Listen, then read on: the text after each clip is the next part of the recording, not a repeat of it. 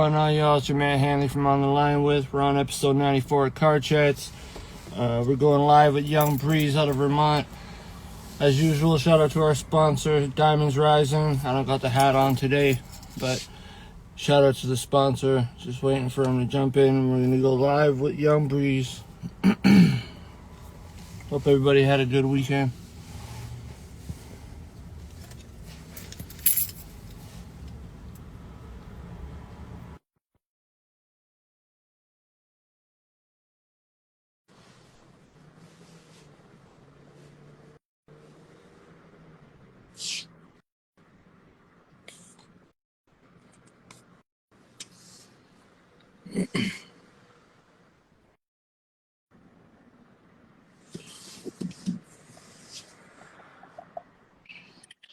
Yo.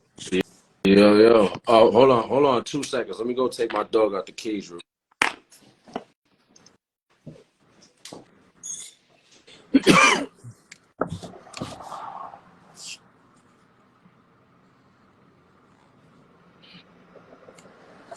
Thanks everyone for joining. We'll be right back.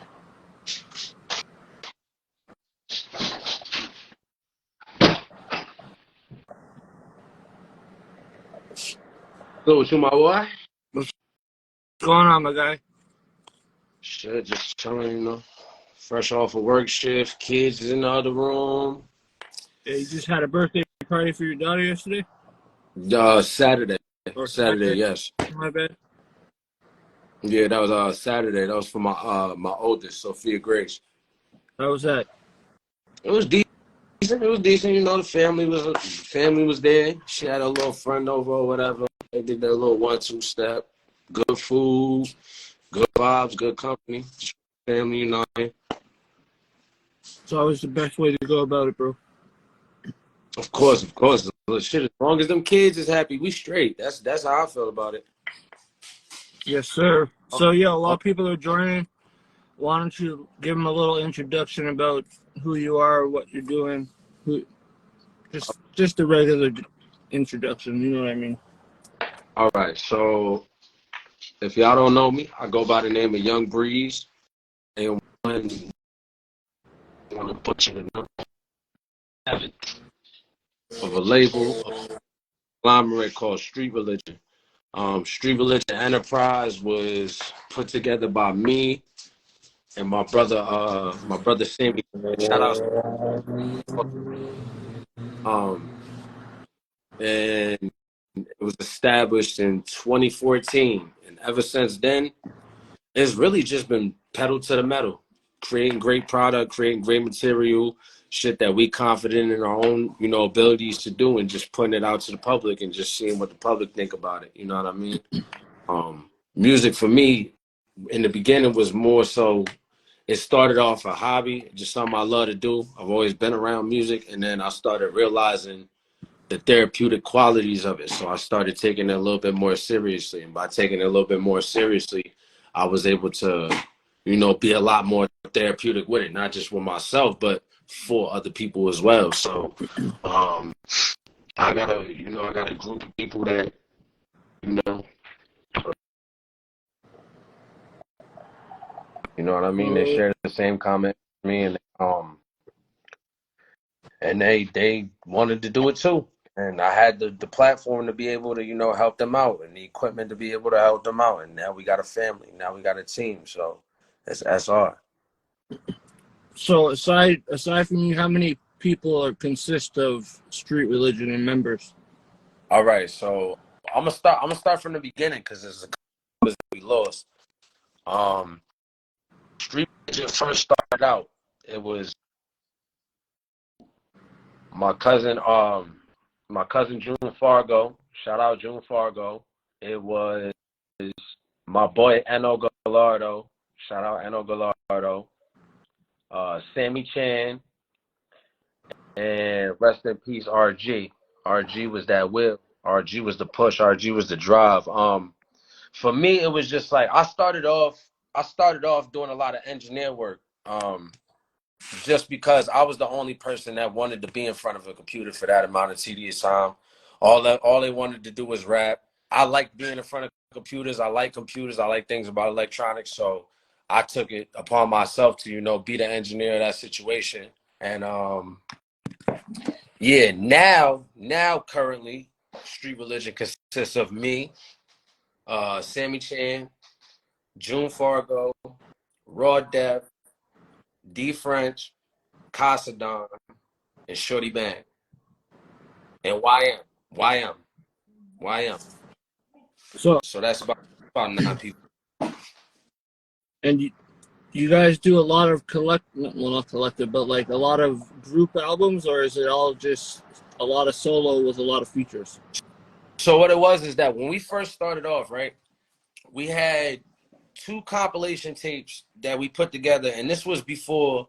This was, like in the beginning of this is pre-streaming, pre-SoundCloud. MySpace days, dog.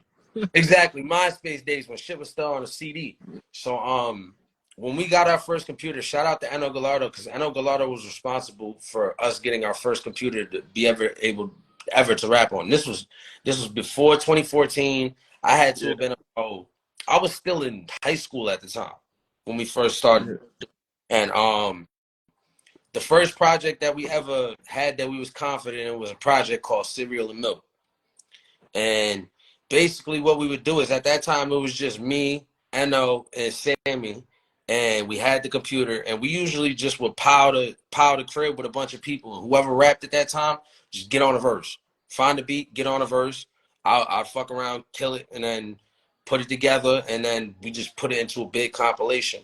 And then fast forward to 2014, when everybody started, taking it super serious, and we got our own first computer that I could really sit down and fuck with. You know what I mean? Every computer that I fucked with previous to that, it was somebody else's computer. So I was, afraid to touch certain shit. I was afraid to do certain shit. 2014, I actually got a hold, of the programs that I needed to, and honed in on my craft of those programs.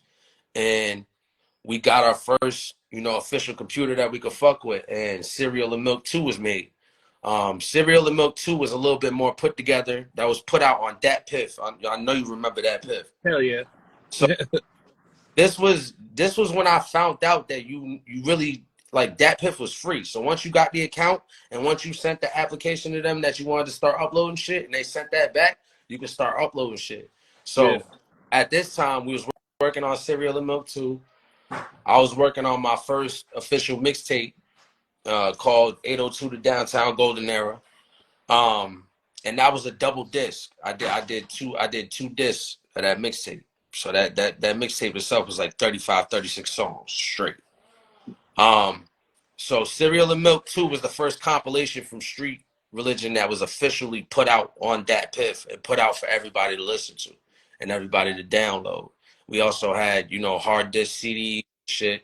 And a lot of that shit, we was just giving it out to free. We wanted to see, if people would fuck with it, if people didn't fuck with it, what they liked, what they didn't like out the situation. It was just a test run, a trial and error test run. You know what I mean? Shout out Shorty Bangers in here. Shout out Shorty fucking Bang. You heard? Yeah, I just saw him tap in right now. Just hope he doesn't say any foul shit while I'm talking. Oh, he'll be all right. He'll be. I'm just playing.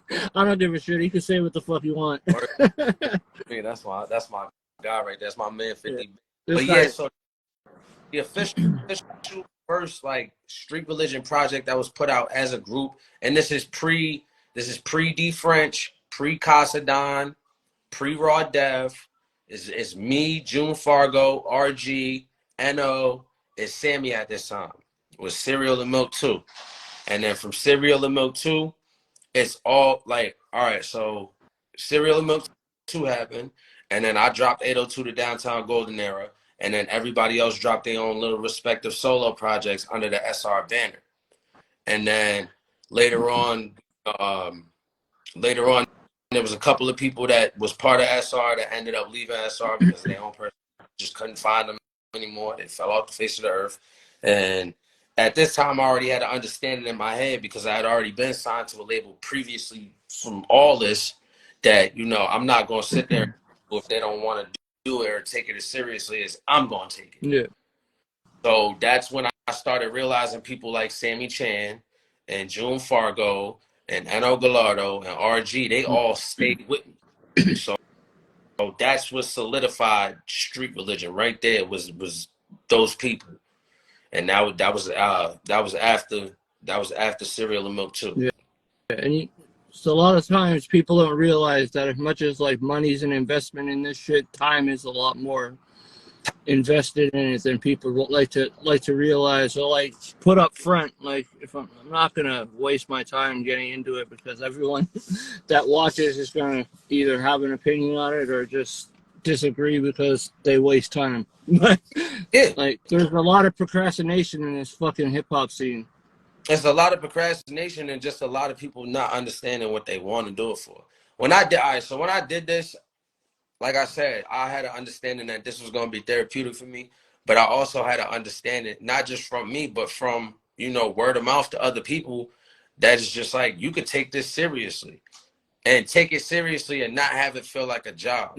And that's what I've been, currently doing. But what I, practiced in my past was that not to make it feel like a job, but at the same time, if I got drive for this shit, if I got prowess for this shit, if this is my passion, I'm going to do it to the best of my ability, and I'm not going to procrastinate. And that's what I think drew me so close to people like not just June Fargo because he's my cousin, but people like RG, God bless his soul, because RG was one of those type of people where, all right, so it's all of us in the studio, and and RG was the one that would open his mouth and say, yo, we need to do this.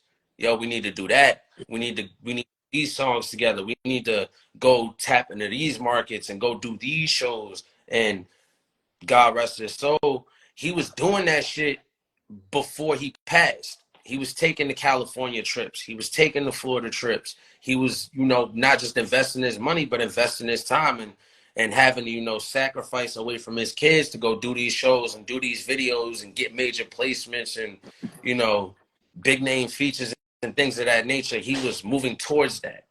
So when he passed 2021, like we was already on the go. But when he passed in 2021, it put a damper on shit for a little bit. I had to let shit process, just my own personal, because RG really like my brother, like that's my heart. So I had to take some time to let it completely process and to let my mind run fully before I started up again, or else I was just gonna hit a wall. And I didn't want to do that because that's not what RG would want me to do. So I think RG pushing everybody head like, yo, we got to do this, we got to do that, we got to do this. And at that time, we looking at him like, bro, you just speaking to speak. Like it's gonna happen time, but we not gonna just jump on it. Like to think about that and to think about now, you know what I mean, kind of coincides with each other. You find after the passing of RG, your music became more therapeutic? Oh hell yeah. Fuck yeah. That's the only thing that really calmed me down. Besides weed, that's the only thing that like, all right, so I'm a real simple person, right? And it's really only a few things that make me happy. My children, my team, like being around my team, the company of my team, like those is really my brothers. Everybody that's on street religion right now, we got a personal tie somehow, some way. Yeah. Like whether they were there for me or whether it was the feeling was mutual, it's been like that. So it's really therapeutic now, and I don't want to say like I feel like I have to do it for G, but if I don't, who's going to? And I cannot live with myself and knowing that RG legacy just stops. You know what I mean? Yeah. RG was such a big part of SR. Like RG was like, just like how I'm the glue to a lot of people in SR, I'm just the glue to a lot of things in hip hop. He's the glue to a lot of people in the situation in SR. Like without him, there would be no SR. It would just be individual artists trying to do shit. It's the same thing with Sammy Chan. So Sammy Chan, back when we was young, because Sammy older than all of us. So back when we was young, he was the one, like, first off, he taught me how to get my shit together, how to hustle, how to become a, an organized person, how to keep all your ducks in a row so that you know which duck you need to choose. He taught me all of that. he taught me a lot, just like my father, and how to be a man. So I appreciate and I respect Sam for that. But RG was that glue. You know what I mean? So Yeah. now when I think about it, in order for me to, stay, level headed, stay on my mind, I got to make sure that my brothers is okay besides the music.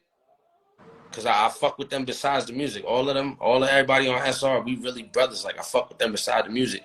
But the only thing that's gonna keep me in the therapeutic mindset is to be able to make sure that they're all right, make sure my kids is all right, make sure the people that surrounding me that I do business with is okay, and to make sure that I keep continuing to do music. So to answer your question furthermore, yes, it's super therapeutic at this point.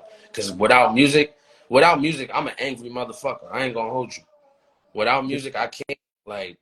It's just one of those things. It's like somebody who's in the NBA and got injured and they mad that they know that they can't get out on that court right now. Yeah. Here. You know what I mean? So Yeah. that's how I look at it. Music is therapeutic for me, but it's also therapeutic for me to do it and to see other people relate, react, and understand it the way that I do. And the street religion label, is everybody in Vermont, or are there artists in different spots right now? Nah, so as far as the Vermont artists, the people who are actually from Vermont, I started off in Vermont. All my music shit, when I moved from Massachusetts out here, that's when I started doing my music. So I represent Vermont as a whole. D French is from St. Albans. Casadon currently lives in Morrisville, but I'm not sure if he's from Morrisville. Stowe, but Morrisville and Stowe is like right next to each other. Like they're literally like you drive from Morrisville to Stowe on one road. Yeah. Sammy Chan, I believe, is from Massachusetts, but he's lived out here all his life. He's lived out in Vermont all his life. So when I linked Sammy father and mother used to know my father and my mother. So my father and his father been cool, like super cool. Our families were tied together before I even moved back out here. So me linking back up with Sam was a no-brainer. RG from Massachusetts. He from Springfield, Massachusetts, the 413. Shorty Bang is from Brooklyn, New York, but ended up moving out here, I think, through the foster system. Okay. I met Shorty when I was 16 out here. Who else? Who am I missing? YM. I met YM from out here. He was living out here, but he's from Bridgeport, Connecticut. Okay. And who else? I felt like June Fargo. June Fargo's my family. So he's from Springfield, Massachusetts. When we linked back up and started doing music again, though, like actually like sat down and locked in, we were both 11 years old. We both was living in Greenfield, Massachusetts at the time. So before I started doing music with anybody from Vermont, the first person who I started doing music with was June Fargo, and it just carried over. Yeah, I have to. For the most part of street religion, I've checked out Shorty Bang. I've checked your music out. Obviously, you know that. I've checked out the last full project that are like the entire label I've checked out was D French's. I think it's what is it? North End West? No, wait, hold on. Yeah, West End North. West End North. I'm like trying to get it in my head, and it's like I'm fucking dyslexic. He do that shit. He do that shit on purpose because at the end of the day, it's like Jada kissing his laugh. It's like it's easy for him. It's easy for him to say that shit. It's difficult for everybody else to say that shit because I think he really tried to do that to people just so that they would continue to keep saying it and saying it and saying it. So now it's stuck in their head, and it's like, all right, put that West End. They're forced to remember the way it's actually said, and like you know, like Absolutely, so yeah, 100%. It's definitely some psychological play on that shit. Right, it's a lot. Like for example, Short's first project was called Leg Day. First off, we all know yeah, dumbass. So this nigga Short was gonna do some dumb shit like that anyways. Because like when we first started working on Short's only been SR for about 3 years. So, and I've known him since I was 16. But when we first got Short in the studio, like in a serious motion, because Short's always rapped, but when he got when he got into the wheelchair, it really put a a fire under him. Like, yo, like this is the only thing that I can do and do good. You know what I mean? So like he really takes this super serious. Not a lot of Yeah, people in the world and I have something coming up with him in a couple weeks too. We were talking a couple days ago, but I'll get into all the like stuff about his like situation and stuff with him. But like at least you're someone that, like you said, you care about like the people that you're surrounded by, like the group and the label and stuff. And a lot of people forget like there's a big emotional relationship when you work with a collective of artists, right.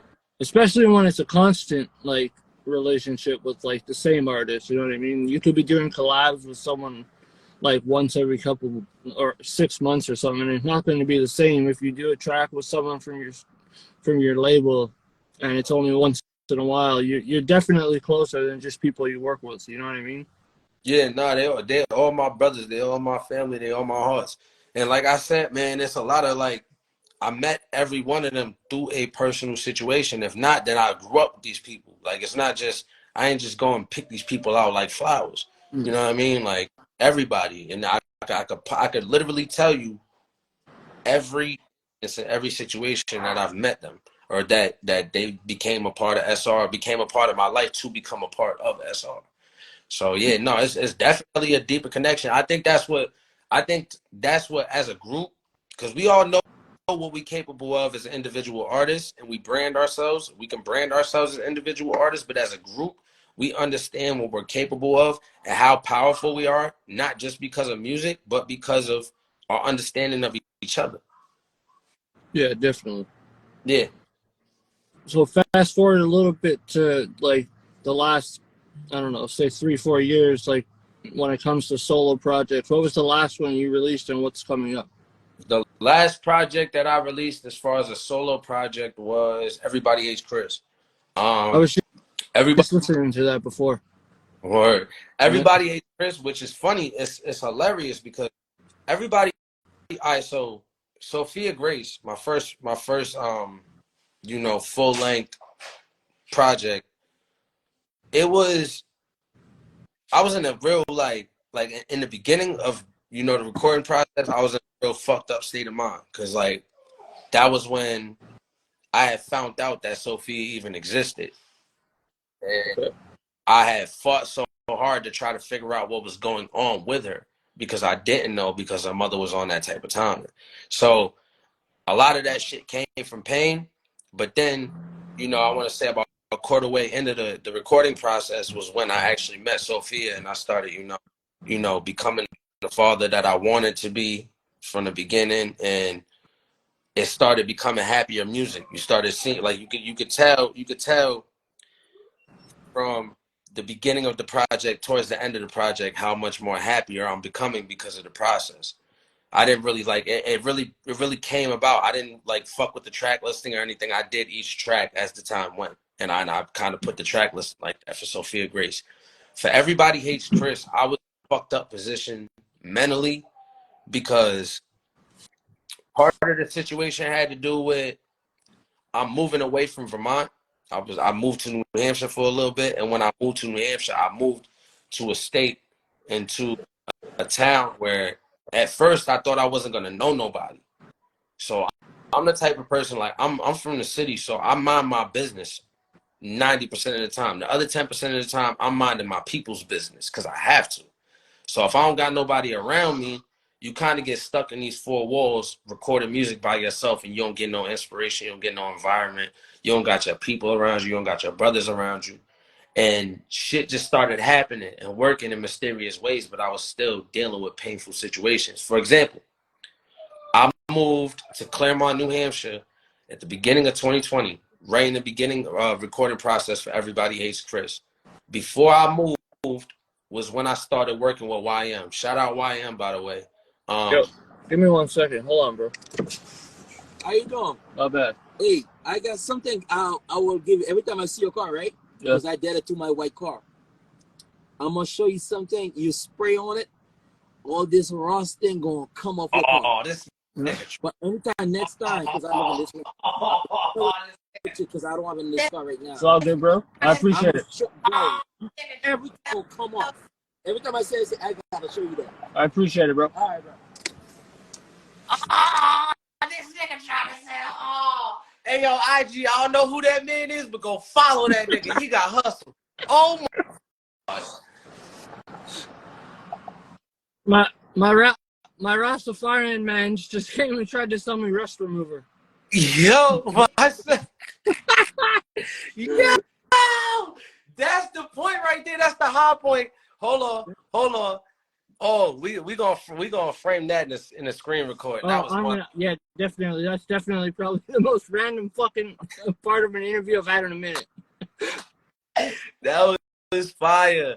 Hold on, where was we at though? If this shit start happening repeatedly, I'm gonna have to start bringing this shit back and call it room chats because I'm not gonna do it in the car no more.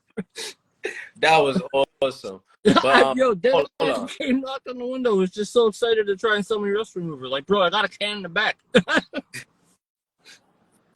My boy, I respect it. But all right, where was we at?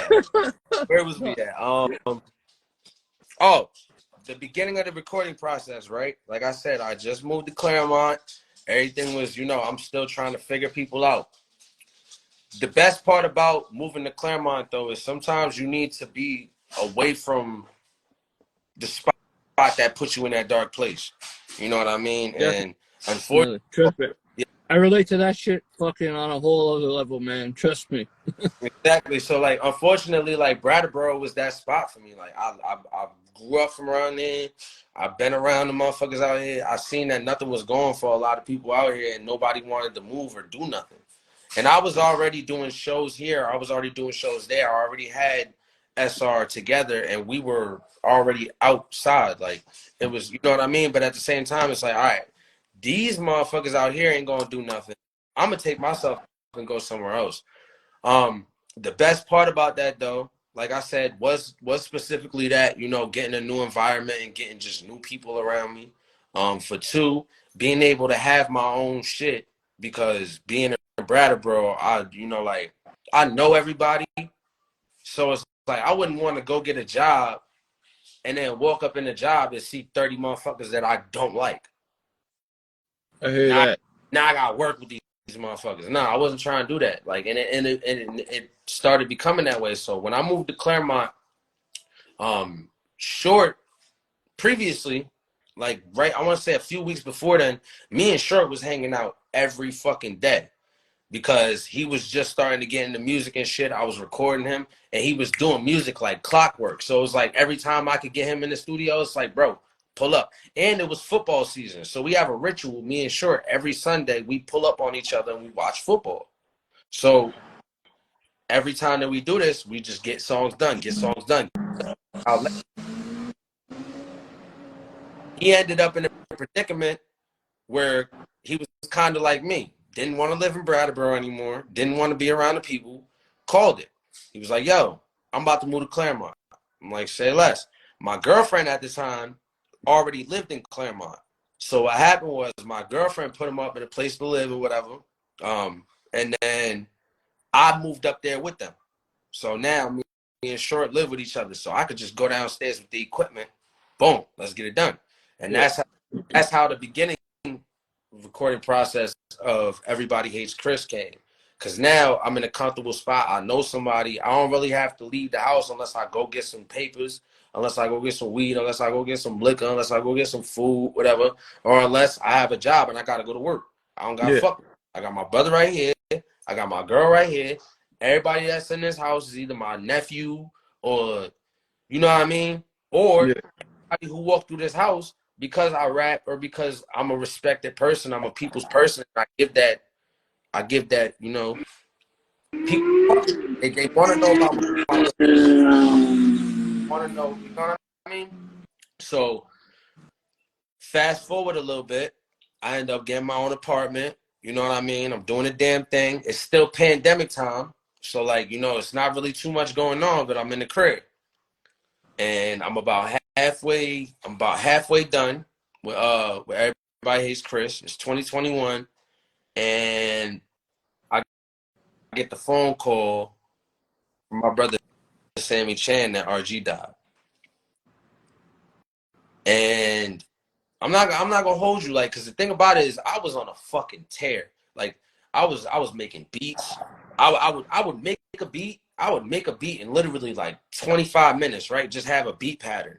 Go downstairs, show it to Short be like, yo, I fuck with it. Finish it. I'll finish sequencing that bitch, mixing it, whatever, in like 45 minutes tops. Get him on that bitch. Now we got a song in 2 hours. Easy. Yeah.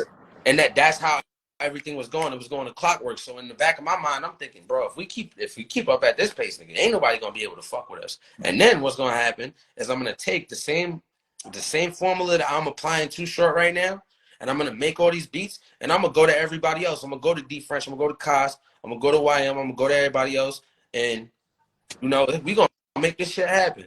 So I have this mindset, but then I get the phone call that RG passed, and when that shit happened, time just stopped. I ain't want nothing. Like for a good week, 2 weeks, I ain't want nothing to do with a microphone. I ain't want nobody talking no music around me.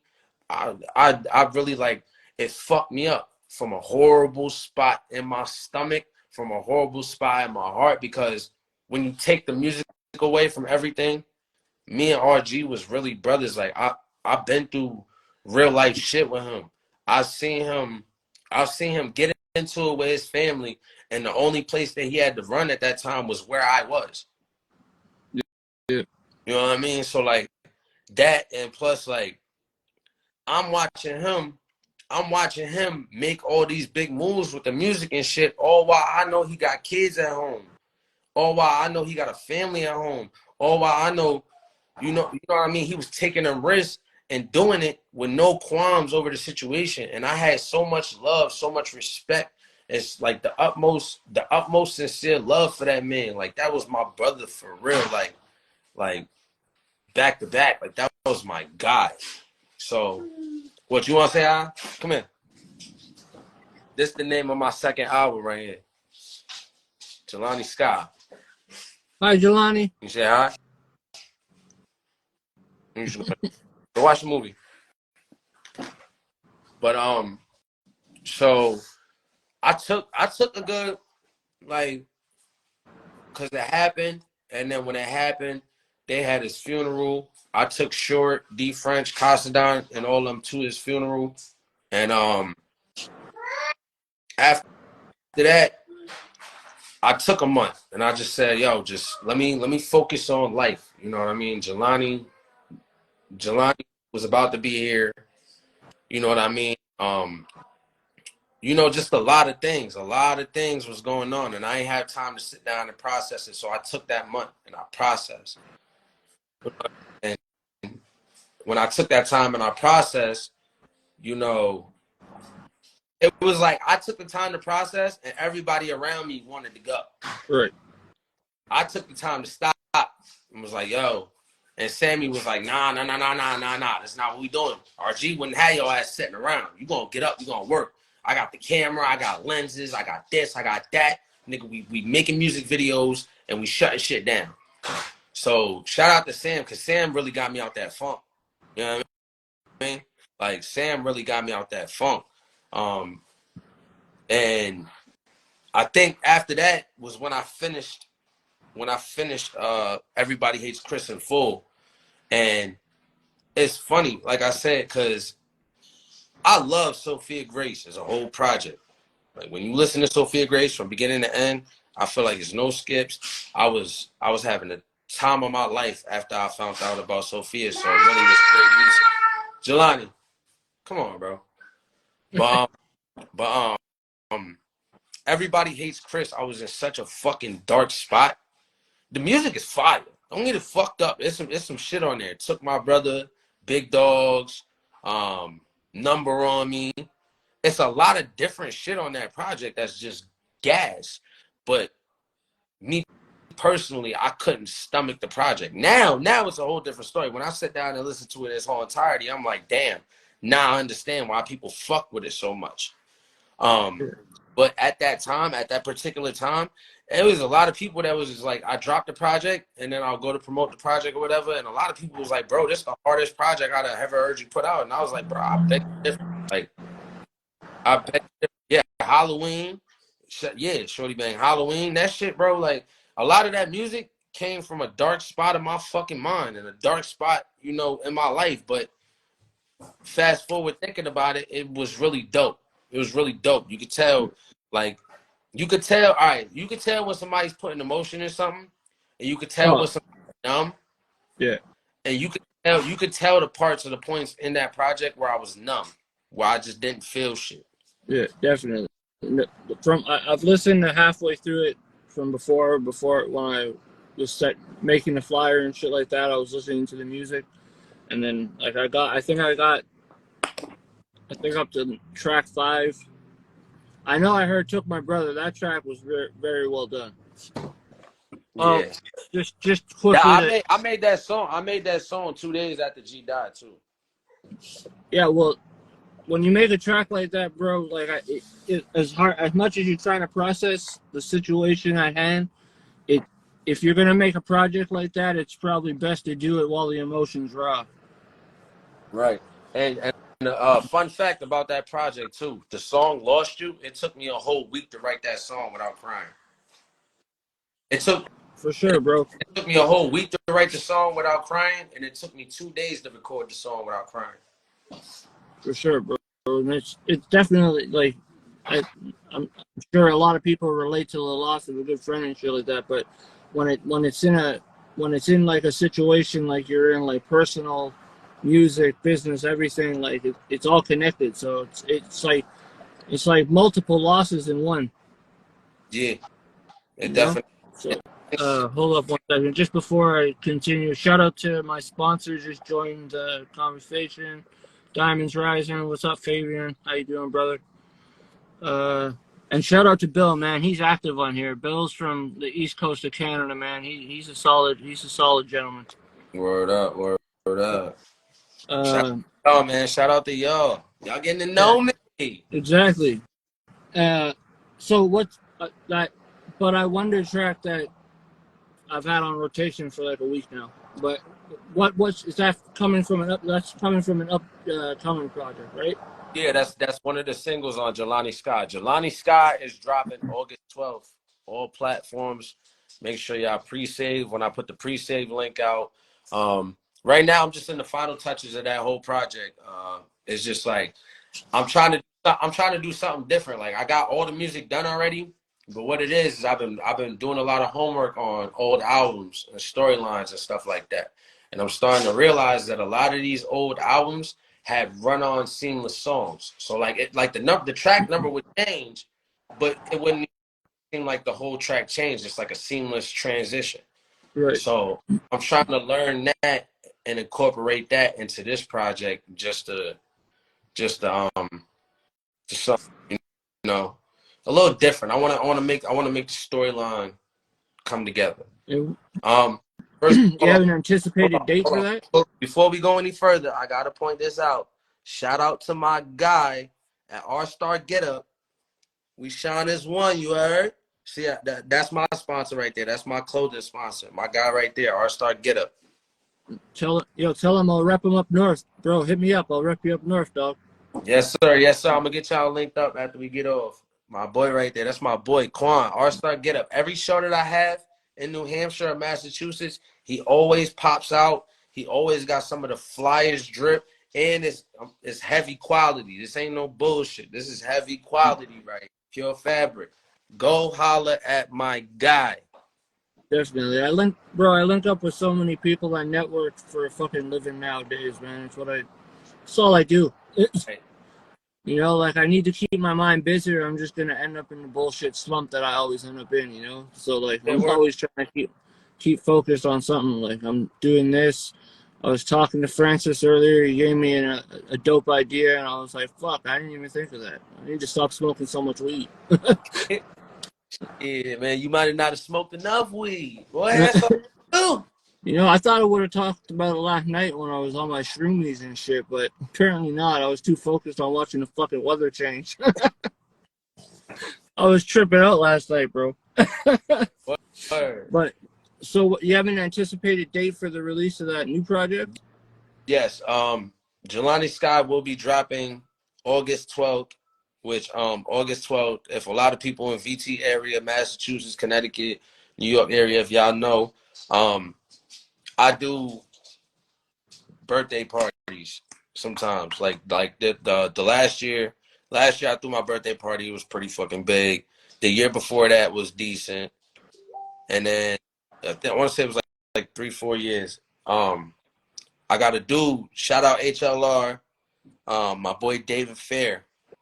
Me and him, usually what we do is we take both of our birthdays. Like my birthday was in July, but you know I had to work and shit, and I had the kids, so like the kids come first. 100%. So me and my brother David, shout out David, shout out the whole HLR.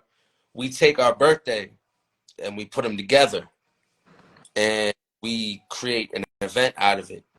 Not like it's of course it's a hip hop event, but it's not like a show or nothing. We got games, cards, dice, dominoes, good food, good smoke, good drink, good company, good vibes, good DJ. And there is performances, but the performances are a little spread and not like not like if it was a promoted show or there was time limits to the shit.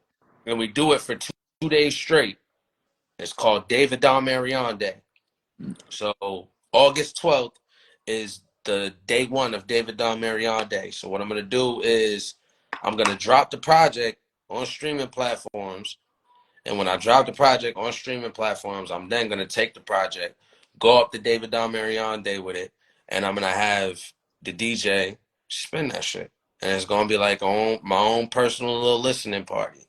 And that's really all I want for my birthday is I want people to sit down and I want people to soak in this project. Like I want people to understand that all right, so there was, like I said, Sophia Grace came from being in a weird fucked up position to being in a good position. And then Everybody Hates Chris was just all bad. All bad.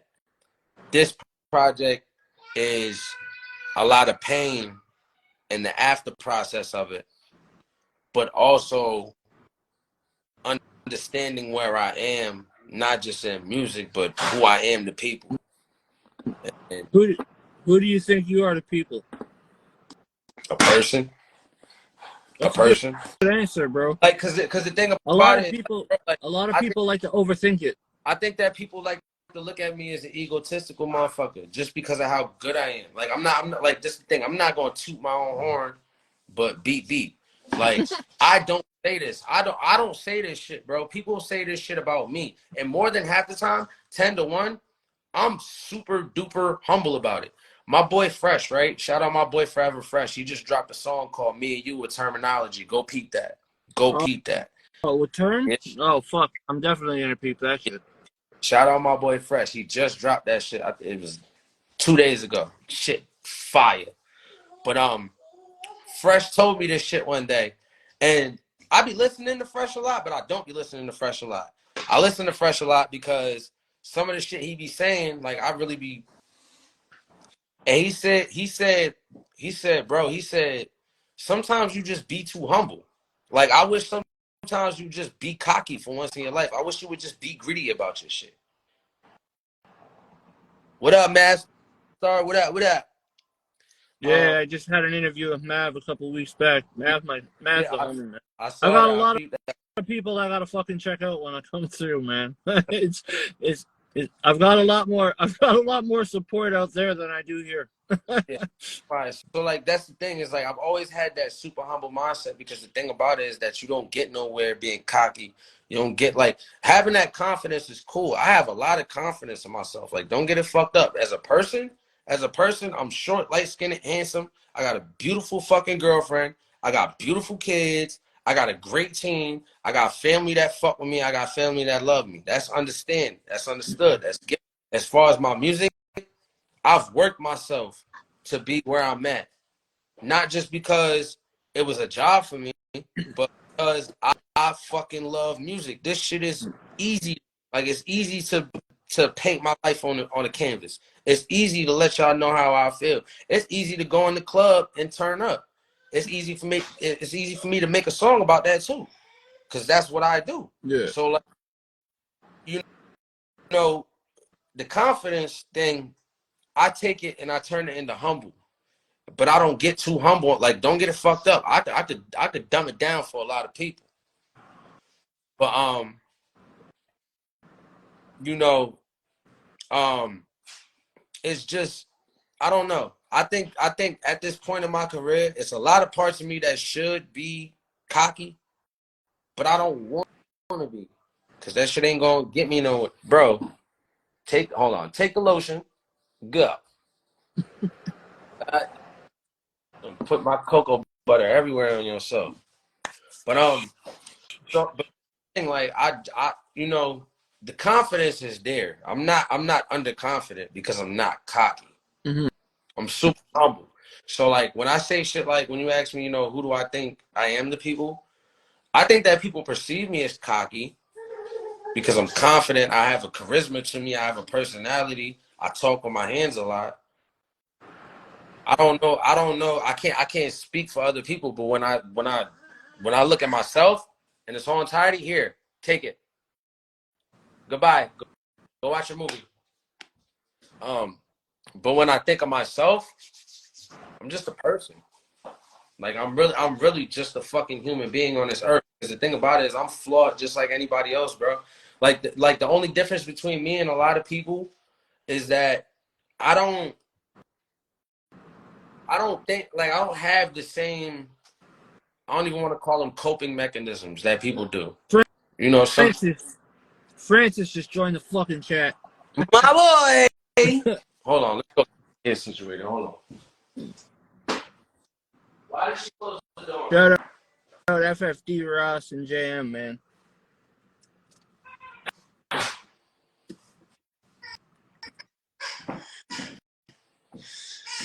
Oh my God, this little girl. Bro, stop crying. Stop crying. There's nothing wrong with you.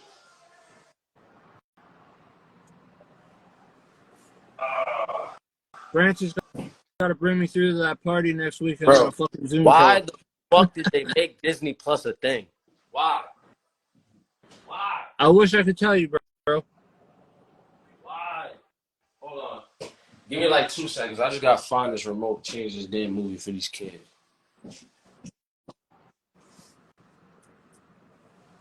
Good looking out, Francis. I appreciate you tapping in.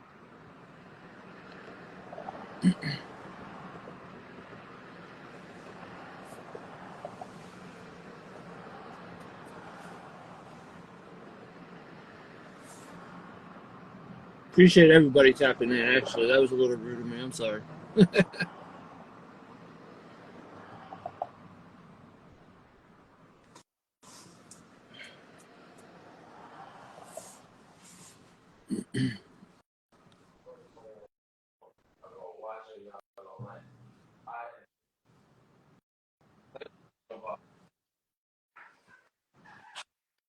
I'll check that when I'm out of this for sure, bro. Alright, my fault. Goddamn. All good.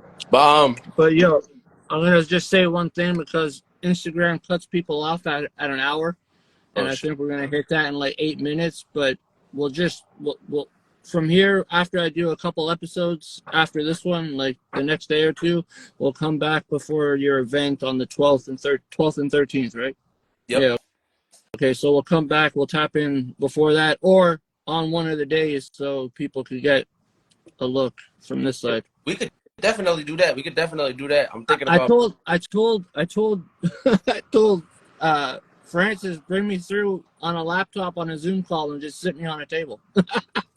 Fuck not. I'm probably gonna end up bringing that up anyways. I usually do that anyway. So yeah, we could definitely get it popping that David Don Marion day, and then you get a lot more people to fuck around and do interviews and network with, and it'll be a main. That's what we do. We create mainframes for people to come and congregate and network and have fun. So yeah, definitely, bro. We'll figure something out for sure, but we'll definitely have a part 2 because there's definitely more to this. We could even do a full, because I do this and I do the full length series too. That's what Francis was on originally, was the full length one, because that was like, I think like it was like a 2 hour long conversation, and I had to cut it down to like an hour because I was like, nobody's gonna listen to straight audio for 2 hours. So, Yeah, not definitely. but no, but definitely, what the project that you're gonna be releasing shortly. What kind of reaction are you hoping from people? What do you want them to take from it? Like if you were listening to yourself, because you know the tracks are. If you're listening to yourself as a person, just not as Young Breeze, what would you take from it? Would you say I right want now? I want people to be transparent. I want people to not like act emotionless. You know what I mean? I want people to actually like sit down and listen to it. Like you got to think about it. Like for one, besides Jack the Rich, besides I believe I got a beat produced by Nasty on there. Shout out Nasty. I got most of the shit is self-produced, and you know the beats is hard, but the lyrics is crazy. Like when you sit down and you really listen to the content, when you listen to what I'm talking about, and when you listen to I caught that. I caught that immediately on that "But I Wonder" track, bro. Like the chorus itself and the first like, I think it's the first 4 bars about loyalty, and then the fake shit is popular, so you can't, like you can't focus on the real. I forget how you worded it, but bro, like right away that caught me on it. So I was like, all right, hold on a second. Yeah, so like it's all like majority of it is self-produced. I got a lot of dope producers on there. Shout out Skywise. Skywise is one of the producers out here that I linked up with that's on my project. Um Vasey. Vasey's one half of Cause and Effect. Yeah, Um yo, that track Roundup Tank was fucking dope too, bro. that I need to it, get Cause and Effect on here, bro, because I definitely need to get it's fucking Cause crazy and how Effect. that shit came about too. I was in the studio with Vasey, and that mystical song was one of my favorite mystical songs as a child, and I was singing the song, and then 15 minutes later, this nigga Vasey behind me making the damn beat, and I'm like, oh shit, man. Yeah, that track was a fucking slapper, bro, for sure, for sure. Shout out Cause and Effect, shout out D French, you heard? And I just got invited to that Vermont hip hop like as a whole group on Facebook or whatever. So like I was going through everybody, and like I've been in contact already with like Funky Diabetic and like Funky! That's Big my Homie West. I got Mav. I got Francis Ferragamo Face. I don't think he's in Vermont right now, but I know when I saw a post from Justin Bolin a few weeks ago. It was on his Instagram because I just started following his Instagram. But I saw like their like collabs they'd like to see, and like I think it was 2022 maybe, but maybe this year. But I think you and Ferragamo will put a fucking dope joint together. Yeah, nah, shout out Ferragamo Face. I heard about him through other people a long time ago, and I just haven't had a moment to sit down and chop it up with him. Like for example, I just recently got into cahoots and actually started talking to Charlie Maine, and everybody been saying me and Charlie was supposed to been did some shit a long time ago, and now I understand why because I actually met him and I fucking love Charlie. That's my guy right there. Yeah, Like so, like you know, I mean, all it's really nothing but a message. It's really nothing but a message and nothing but us to link up. yeah, All we gotta do, set the date to lock in, because I don't like shit over the internet. So yeah, set the date to lock in. Give me like, a little bit of time ahead of time so I could plan the weekend out. yeah. And then by the end of the weekend to the end of the weekend, I'm trying to post up somewhere and we can get some shit done. It ain't nothing but a message or nothing. If it's business, because it's a lot of people that I want to do music with, but it's a lot of people that I do business with. Like I charge for my Yeah. feature. So if anybody's willing to get work done or wanting to get work done from me, you come get my rates, and my turnaround game is crazy, bro. My turnaround game is crazy. You send me the track, I'm gonna sit down on the track and have that shit done to you same day. So Word. yeah. And who who are 3 artists you'd want before we go, because it's gonna cut us off in a minute. So who's 3 artists you want to work with before the year end? Doesn't matter where, just name them. Like famous, not famous. You can mix them up if you want. Albiel. I want to work with. I'm gonna say Albiel. I want to work with Mr. Chicken. He from my hood. and I want to work with Millie's. Yeah, Millie's is fire. My guy Junk just did a joint with him. Junk is from BC in Canada. He just did a dope track with Millie's, and he has one with Kasky too. You remember Kasky from Young Money? Nah, we seen Kasky at 6'5", 6'2", and this thing about it, I knew about him from a long time ago, but when I actually seen his performance, I gained a lot more respect and love for that dude. Yeah. He puts on a good show for sure. I saw a set. I didn't see it live, but I saw it recorded from a homie out in Hobbs, New Mexico, when he was performing at the festival Dank in the Desert. Yeah, he's definitely puts on a good show. I'm not a big fan of all his music, but I mean, I fuck with quite a bit. Yeah. But Millie's was dope. Millie's is dope, for sure. That's a good choice. A lot of people are trying to work with Millie's these days. Yeah, nah. Millie's is just one of them situations where like he represents high level rap, and you know he's from the New England area, and I feel like the energy just bouncing off would be crazy. So like that Buried Alive track I was telling you, I could hear Jada on that bitch, though, for sure. 100%, bro. I heard it and I was like, "Where's the laugh?" I was like, but no, definitely we're gonna reconnect before the event, your birthday or Don Marion Day. Did I pronounce that right? David Don Marion. So it's David Don Marion. Okay. Yeah, so we'll definitely reconnect before that. But I appreciate you coming on today. Anything you want to say before you cut out, before I take us out of here? Yes, sir. Yes, sir. Big ass R shit. Big fat RG. Big ass baby world. RIP to my mother-in-law. Shout out the whole SR. Shout out Sammy Chan. Shout out Mills. YM. Shout out everybody, man. Shout out all my fans, my supporters. I love y'all. Shout out R-Star Get Up.